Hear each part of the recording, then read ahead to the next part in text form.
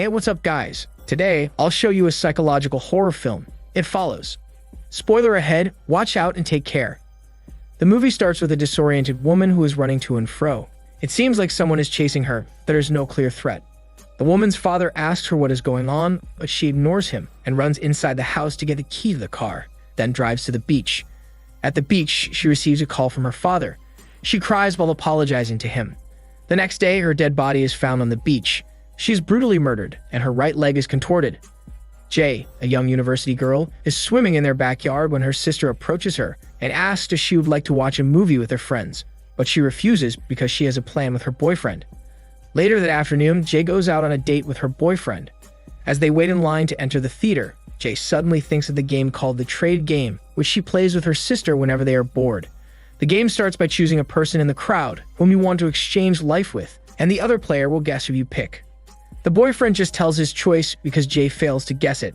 He would like to trade his life with the little boy because he is not troubled with problems. Jay comforts him because she sees sadness in his eyes. It is now Jay's turn to choose. Her boyfriend guesses that she chooses the girl wearing a yellow dress, standing near the exit door. But Jay tells him that there is no one there. When he realizes that she cannot see the woman, he panics and escorts Jay out of the theater.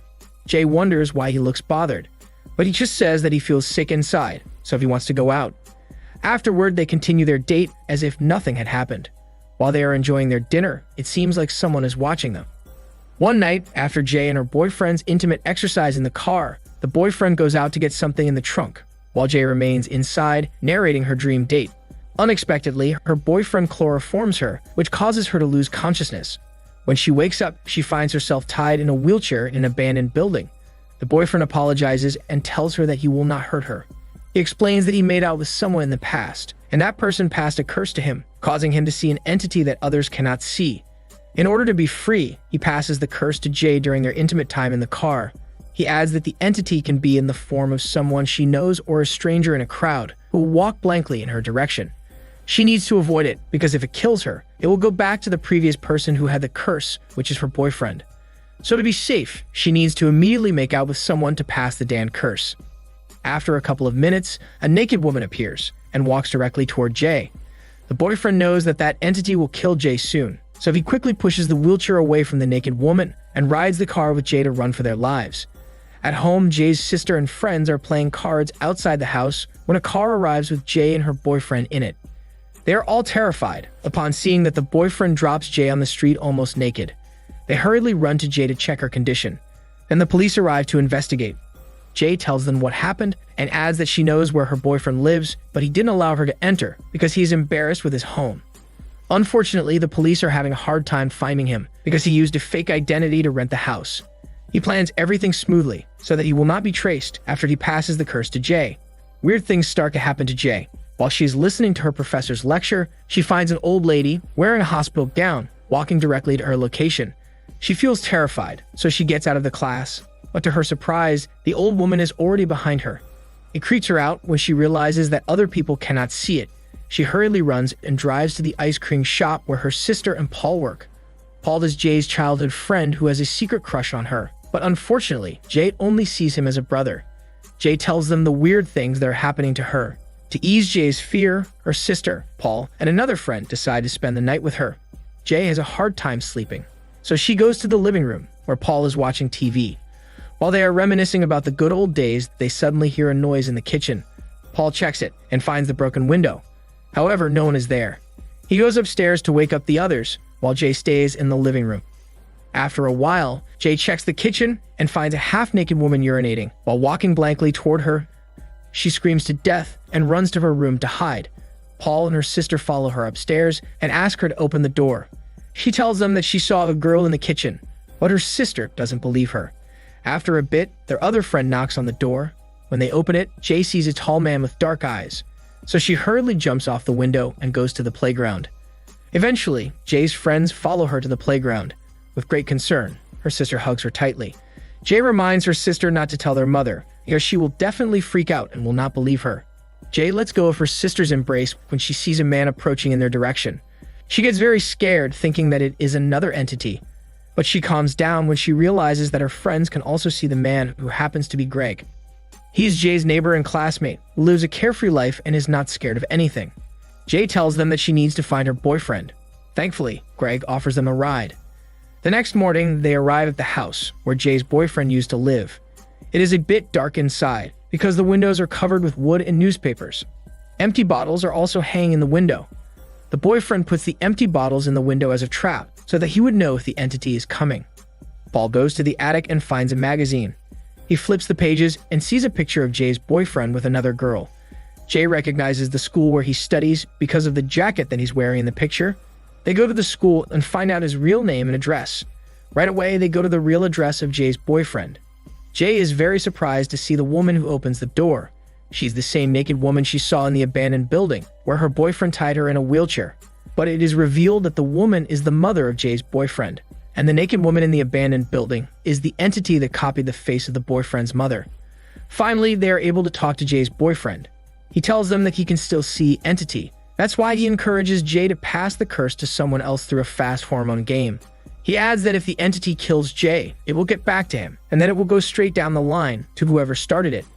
He apologizes to Jay and says that he got the curse when he slept with a woman in the bar. He also warns her to run away if she sees someone directly approaching her direction. Afterward, Greg decides to bring them to his family's house near the lake where his father used to bring him to hunt. Jay's sister asks her if she has already thought about passing the curse to someone else, but Jay is still hesitant. In the house, Jay hangs empty bottles on the window to know if someone is coming. In the afternoon, Greg gets the gun inside the stockroom, then teaches Jay how to use it to protect herself. Later that day, Jay and her friends are relaxing in the lake when the entity in the form of Jay's friend grabs her hair. Jay's sister is very surprised upon seeing that Jay's hair moves up without seeing anyone. Paul luckily hits the entity, but it knocks him out, leaving a mark on his stomach. Then they all run into the stockroom to hide. Jay gets the gun and shoots the entity, but it still gets up. When Jay closes the door, she sees through the small window that the tall man with dark eyes passes by. All of a sudden, the door breaks. Greg peeks through the broken door and tells them to open it, but they refuse because something out there is trying to hurt Jay. When Greg leaves, Jay goes near the door, but to her surprise, the entity appears in the form of the young boy who lives near her house. She hurriedly goes out and drives away in Greg's car as the entity in the form of a woman follows her behind. After a couple of minutes, she crashes into a cornfield. Jay wakes up on a hospital bed with a broken arm.